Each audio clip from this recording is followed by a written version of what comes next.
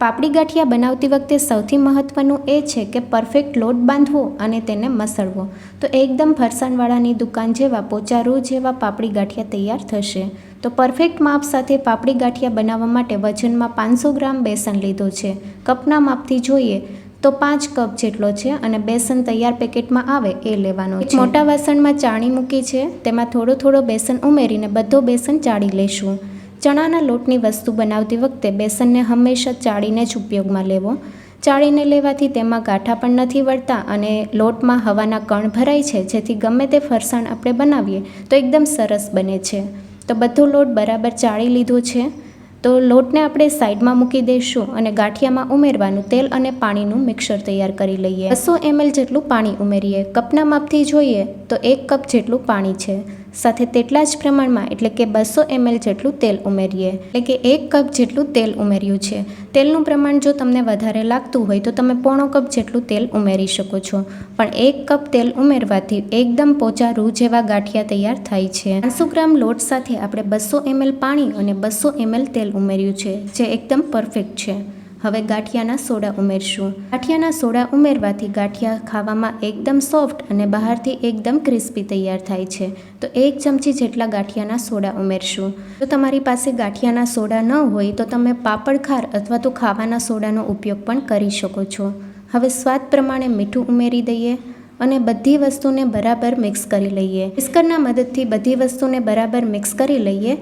અહીંયા જો તમારે મિક્સર જારમાં ઉમેરીને બરાબર મિક્સ કરવું હોય તો તમે મિક્સર જારમાં પણ કરી શકો છો। તેલ અને પાણીને ત્યાં સુધી મિક્સ કરવાનું છે કે બંને વસ્તુ મિક્સ થઈને તેનો કલર વ્હાઇટ થઈ જાય। તેલ અને પાણી મિક્સ થઈને એકદમ ફ્લફી મિક્સર તૈયાર થઈ ગયું છે અને તેનો કલર પણ બદલાઈને એકદમ વ્હાઇટ થઈ ગયો છે। તો આ મિક્સરને આપણે લોટ જે ચાળીને રાખ્યો છે તેમાં ઉમેરી દઈશું। તેલ અને પાણીનું મિક્સર એકસાથે બધું લોટમાં ઉમેરી દઈશું।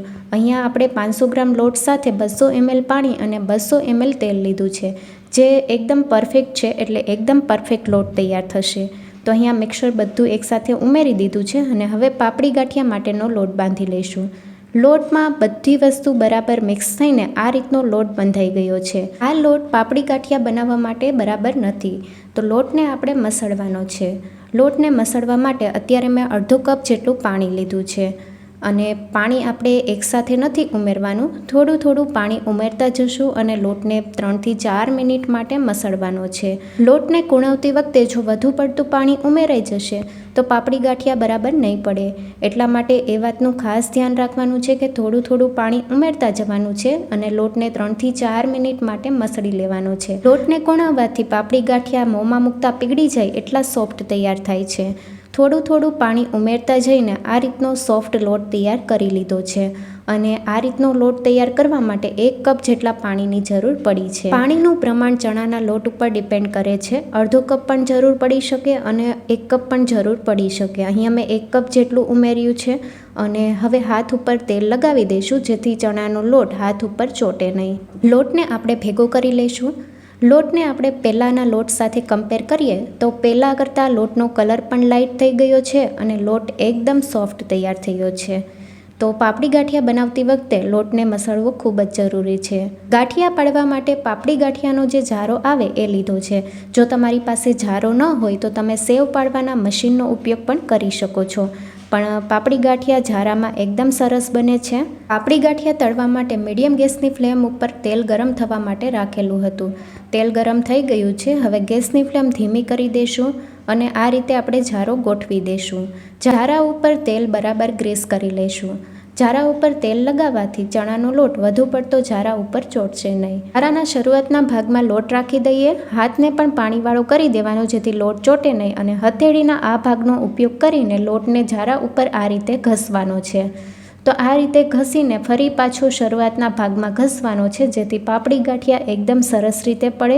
વિડીયોમાં દેખાય એ રીતે હથેળીનો ઉપયોગ કરીને લોટને બરાબર જારામાં ઘસવાનું છે। જારાને હાથ વડે આ રીતે ટેપ કરીએ જેથી બધી પાપડી ગરમ તેલમાં પડી જાય। આ સમયે ગેસની ફ્લેમ મીડિયમ રાખવાની છે।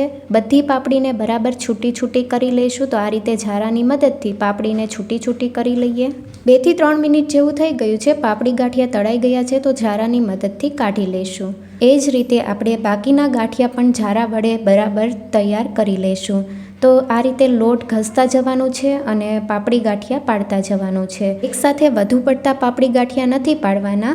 પાપડી ગાંઠિયા પડાઈ જાય એટલે ઝારાની મદદથી તરત જ આપણે છૂટા છૂટા કરી લેવાના છે, જેથી પાપડી ગાંઠિયા એકબીજા સાથે ચોટે નહીં.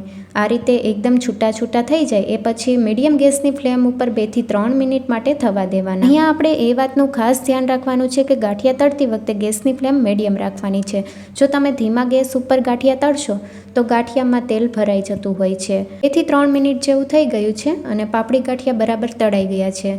તો બધું તેલ ઝારાની મદદથી નિતારી લઈશું. એક પ્લેટમાં કાઢી લઈએ. ઉપરથી આપણે હિંગ ઉમેરીએ. પાપડી ગાંઠિયા ગરમ હોય ત્યારે જ આપણે હિંગ ઉમેરીને મિક્સ કરી લેવાની. તો બાકીના બધા ગાંઠિયા તૈયાર કરી લઈશું.